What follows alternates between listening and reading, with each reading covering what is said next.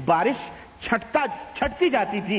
Medina बिल्कुल सूरज निकला हुआ, लेकिन मदीने की पहाड़ियां बारिश से शराबोर हो रही थी। मदीने के इर्द गिर्द बारिश हो रही है, लेकिन मदीने के अंदर बारिश नहीं हो रही है। अल्लाह के नबी ने अपने रब से दरखास्त की, अपने मालिक से इल्तिजा की, अल्लाह ने बारिश उतारी। लेकिन ये देखें, ये हनफियों का पीर क्या करता है, इसके दुआ का अंदाज क्या है, जरा इसको देखो।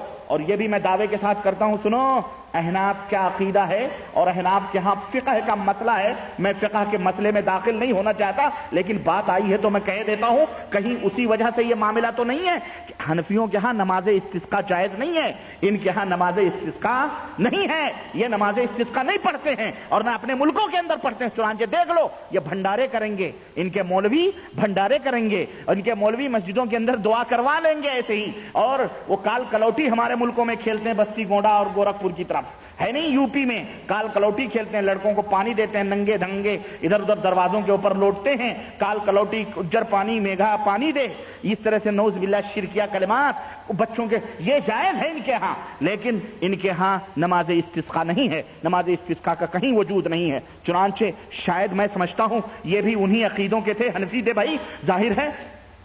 अब इनके यहां देखो, हनफियों का पीर, हनफियों का मजदूब किस तरह से दुआ करता है। हमने अपने नबी, अपने हबीब, अपने इमाम का तरीका बतलाया कि जब उससे दुआ की दरखास्त की गई तो हबीब अलैहिस्सलाम ने अपने रब से किस तरह दुआ की और सहाबा ने किस तरह दुआ करवाई। अब ये हनफियों का पीर किस तरह दुआ करता है, ये बरेलवियों देवबंदियों का पीर किस तरह दुआ करता है, इसको भी देखो। कहते हैं कि जब इनकार करते रहे और कहते रहे मैं क्या दुआ के काबिल हूं, जब लोगों की इल्तिजा और जादी से गुजरी, हद से गुजरी, तो एक पत्थर उठाया। मैंने पहले कहा है ना कि वो कानों में बुंदियां, नाकों में फुल्लियां, आंखों में काजल, हार, चूड़ियां पहने हुए था। कोई भाई कह सकता था ये झूठ बोल रहे हैं, लेकिन सुनो, दलील इसी के अंदर मौजूद है कि वो चूड़ी, गहने, गुजरे सब पहने हुए था। कहने हाँ, एक पत्थर उठाया और पत्थर उठाकर दूसरे हाथ की चूड़ियों की तरफ लाया। चूड़ियां पहनी हुई थी, चूड़ियां वली अल्लाह है इनके, मीठे मीठे। और मैं आपको बताऊं, मौका आया है तो सुन लो, शेख शहाबुद्दीन शहरवर्दी बड़े इनके बड़े भारी पीर हैं भाई। वो बाकायदे ये देखो, मुहन्नद अलल मुफन्नद अकायदे उलमाए अहले सुन्नत देवबंद जहां देवबंद हैं, इन देवबंदियों के पीर क्या कहते हैं कि हमारा जो सिलसिला है वो सिलसिला हजरत सहरवर्दिया से, हम जो है मशाइख चिश्त और हजरत मुर्दिया मशाइख सहरवर्दिया रदियल्लाहु अन्हुम के साथ हमारा सिलसिला मिलता है। और झूठ बोलने वाले पर करोड़ों लानतें और इसके इनकार करने वाले पर करोड़ों लानतें। सुनो, ये देखो देवबंदियों का अकीदा है। ये सहरवर्दी कौन थे?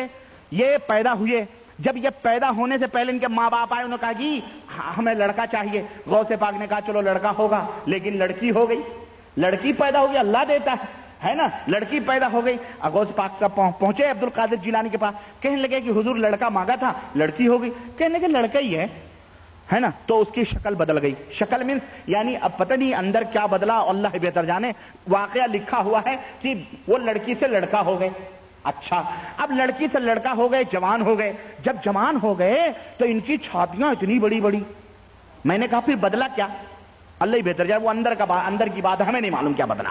अलमुहिम, लेकिन छातियां इतनी बड़ी बड़ी। और देखो तुम्हारी अपनी किताबों के अंदर, तुमने अपने बुजुर्गों के वाकयात में ये बात लिखी है, इतनी बड़ी बड़ी छातियां थी कि हुजूर उन छातियों को अपने कंधे पर दोनों लाद के चलते थे और हुमक के चलते थे, जो बाकायदे हिलती थी। और जुल्फें काफी बड़ी बड़ी, और आंखों की पलकें इतनी बड़ी बड़ी कि उन्हें आपने जुल्फों के ऊपर डाला हुआ था, पलकों को जुल्फों के ऊपर डाला हुआ था, हैं। और वो शहाबुद्दीन सहरवर्दी थी, उन्हीं से ये शहाबुद्दीन सहरवर्दी का सिलसिला चला। हमने कहा जिसके ऐसे नरम गुदाज पीर हों, प्यारे पीर हों, उनके मुरीद भी कसरत से होंगे, पैर दबाएंगे, हाथ दबाएंगे और न जाने क्या क्या दबाते रहेंगे, उनको मजा भी आएगा, है ना। तो बहरहाल ये हैं शहाबुद्दीन सहरवर्दी और ये हैं जनाब अली जनाना, ये इनका पीर हनफियों का। दिनों कहता है हाथ चूड़ियों की तरफ लाया और उसने आसमान की तरफ चूड़ियों की हाथ लेके गया और आसमान की जानिब मुंह उठाकर क्या कहा मालूम है?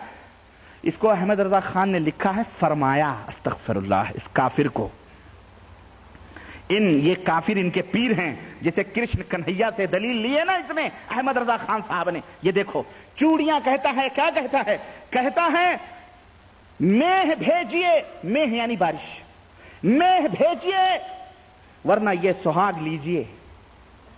اعوذ باللہ, میہ بھیجیے ورنہ یہ سہاگ لیجیے. یہ کہنا تھا کہ گھٹائیں پہاڑ کی طرح امٹی اور جل تھل بھر دیے, جل تھل بھر دیے, اس طرح سے بارش ہوئی.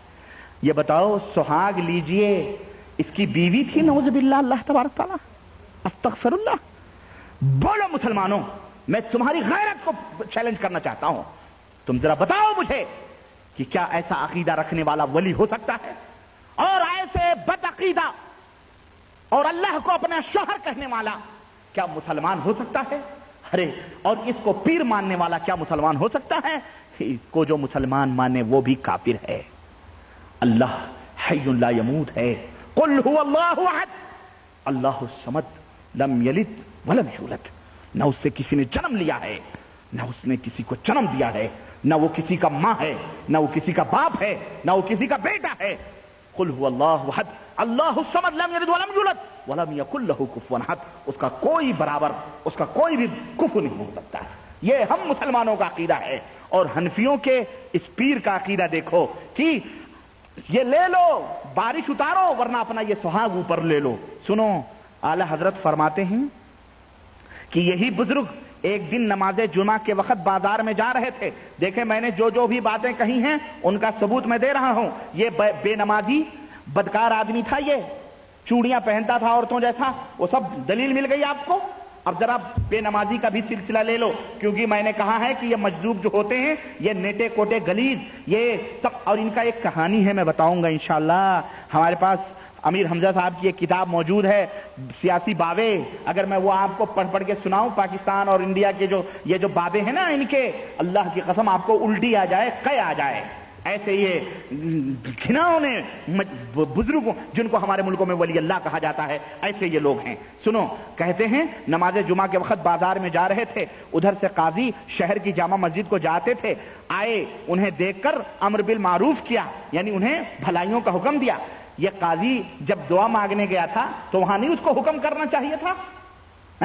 دعا منگوانی تھی تو ان کو نہیں بتایا کہ بھئی تو یہ زنانہ وضع قطع چھوڑ دو اور انسانوں کی طرح رہو؟ لیکن سنو, کہتے ہیں قاضی نے انہیں حکم کیا کہ یہ وضع مردوں کو حرام ہے, یہ لباس مردوں کو, اور جو شکل و صورت تم نے بنائی ہوئی ہے, آنکھوں میں کاجل, زلفیں بگری ہوئی, کانوں میں بلیاں, ناکوں میں پھلیاں اور چوڑیاں اور پتہ نہیں کیا پائلیں اور سب کچھ جو تم نے بنایا ہوا ہے یہ حرام ہے. مردانہ لباس پہنیے اور نماز کو چلیے. اس پر انکار اور مقابلہ نہ کیا. اس مجذوب نے کچھ نہ کیا, بلکہ چوڑیاں اور زیور اور زنانہ لباس اتارا اور مسجد کو ساتھ ہو لیے. خطبہ سنا. جب جماعت قائم ہوئی اور امام نے تکبیر تحریمہ کہی, اللہ اکبر, جب امام نے اللہ اکبر کہا, سنتے ہی ان بزرگ کی حالت بدلی. فرمایا اللہ اکبر, میرا خاوند حی لا یموت ہے, میرا شوہر ہمیشہ سے زندہ ہے اور ہمیشہ زندہ رہنے والا ہے. استغفر اللہ. سنو, یہ کفر.